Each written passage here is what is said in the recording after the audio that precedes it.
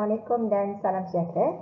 Okey, bertemu kembali bersama saya Cikgu Zarina. Okey, hari ini saya akan ajar matematik bab 1 tingkatan 4. Okey, iaitu tajuk apa? Fungsi dan persamaan kuadratik. Okey, dalam satu pemboleh ubah.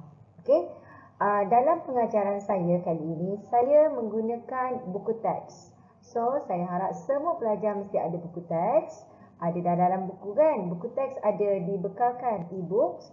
Okay, so boleh refer pada buku teks. Okay, di samping itu saya juga akan menyediakan beberapa contoh daripada bahan lain. Okay.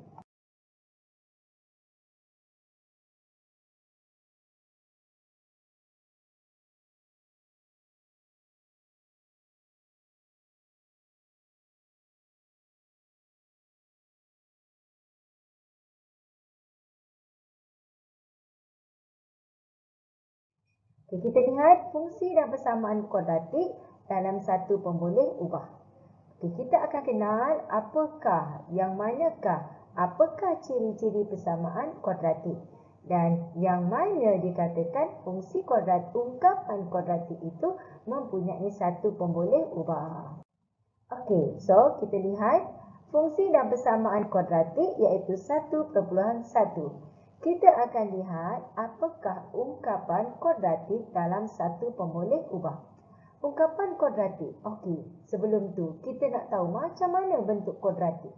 Okey, sebenarnya dalam kehidupan harian banyak yang kamu jumpa dalam bentuk kuadratik.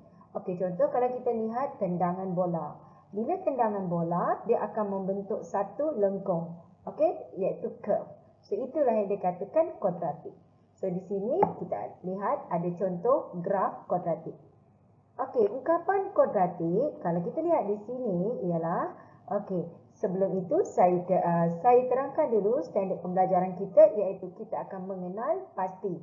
Okey, dan menerangkan ciri-ciri persamaan kuadratik seperti yang saya dah maklumkan di awal pembelajaran tadi.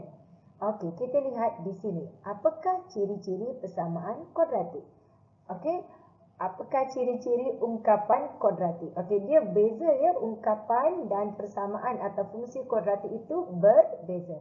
So, kita sekarang fokus pada ungkapan kuadratik. Okey, ini dia ungkapan kuadratik.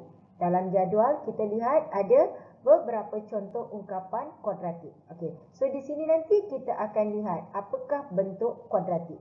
Okey, jadi kalau kita lihat di sini, setelah kita mengenal pasti bentuk ungkapan kuadratik, bentuk graf dia, kita akan tahu ciri-ciri ungkapan kuadratik. Okey, semua ni yang kita akan tengok dalam tajuk ini. Okey, ungkapan kuadratik dalam satu pemboleh ubah ialah ungkapan yang mempunyai kuasa tertinggi 2. Kamu akan belajar dalam pelbagai bentuk. Ada ungkapan berkuasa 2, ada berkuasa 3, ada kuasa negatif 1. Iaitu kuadratik yang kita akan tengok sekarang. Kemudian kuasa 3 adalah kubik dan kuasa negatif 1 ataupun 1/x adalah resiprokal ataupun salingan. Okey, bentuk am. Okey, kalau kita lihat di sini bentuk am ialah ax kuasa 2 tambah bx tambah c. Okey, di mana A, B dan C adalah pemala. Apakah pemala? Pemala tu maksudnya boleh masuk nilai apa-apa sahaja. Okey, dan bersyarat di mana A tidak boleh sama dengan kosong. Okey, kalau A sama dengan kosong, maka tak akan ada ungkapan kuadratik. Kerana apa? A kosong darab X kuasa 2 akan menghasilkan kosong. Maka dia tidak memenuhi ciri-ciri ungkapan kuadratik yang mempunyai kuasa tertinggi 2. Okey, di sini kalau kita lihat kuasa tertingginya adalah 2. Barulah dia dikatakan sebagai ungkapan kuadratik.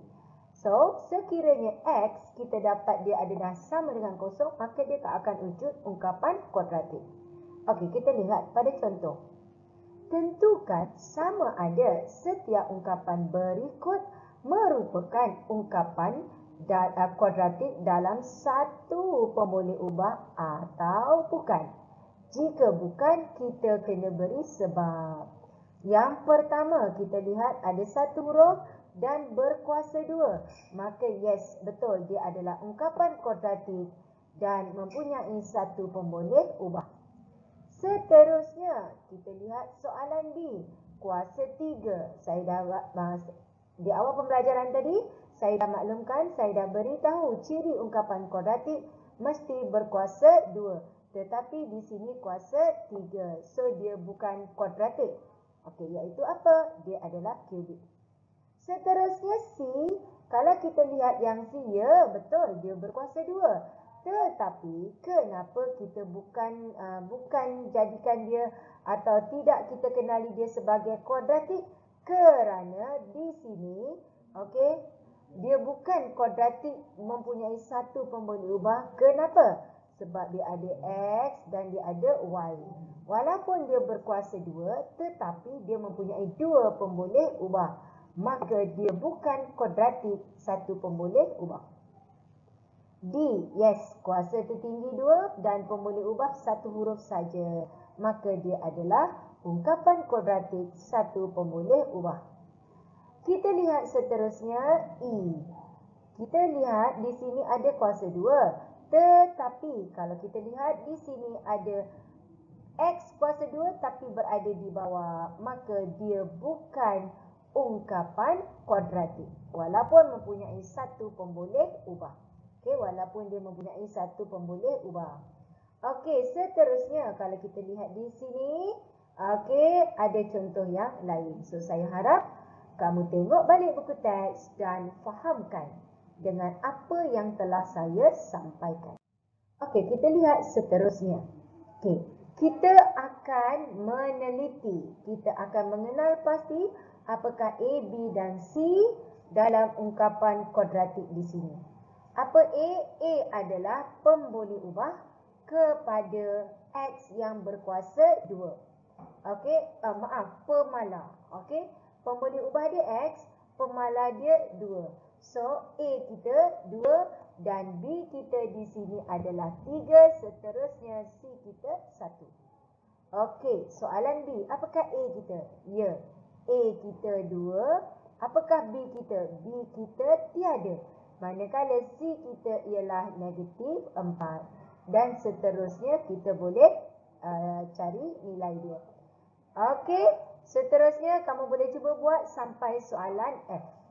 Okey, jadi setelah kamu buat dan kamu sekiranya tak faham, boleh tanya pada cikgu dan kamu akan kenal pasti dan kamu akan tahulah yang mana satu kuadratik. So, kamu akan dapat bezakan mana satu kuadratik mempunyai satu pemboleh ubah dan sebaliknya yang tidak mempunyai satu pemboleh ubah. Okey, so saya tinggalkan soalan C sehingga F untuk latihan. Boleh? Okey, dan seterusnya kita lihat pada slide yang seterusnya.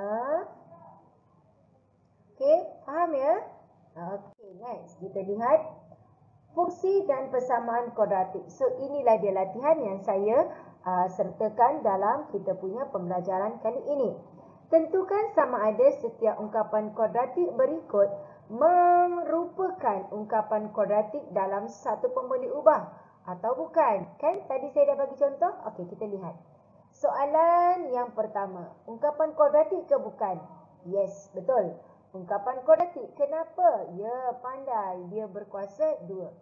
Ada 1, 2 atau 3 pemboleh ubah? Ya, betul. Dia ada satu pemboleh ubah iaitu huruf X. Okey? Jadi, kamu boleh selesaikan sehingga soalan nombor 10. Okey? So, nanti next class saya akan tanya semula sama ada kamu dah buat atau belum. Okey. Seterusnya kita akan nyatakan apakah nilai A, B dan nilai C di sini. Okey, apakah A? A adalah pemala kepada X kuasa 2. So, di sini kalau kita lihat pada contoh negatif X kuasa 2 tolak 7X tambah 3. So, apakah A kita? A kita ialah negatif 2, B kita negatif 7 dan C kita 3. Okey, saya bagi lagi satu contoh. Kita tengok soalan nombor 7. Apa A kita? Ya, A kita ialah negatif 7. Apa B? Tak ada. Jangan takut, letak je kosong. Apa C? Juga tak ada, jadi kosong. Maka di sini dia tidak mempunyai nilai B dan nilai C. Okey? So, soalan lain kamu jadikan dia sebagai latihan. Boleh? Okey, kita sambung semula dengan menggunakan buku teks. Okey, kamu lihat praktis sendiri 1.1a. Okey, soalan tentukan sama ada setiap ungkapan berikut merupakan ungkapan kodratik dalam satu pemboleh ubah atau bukan. Jika bukan, berikan justifikasi anda.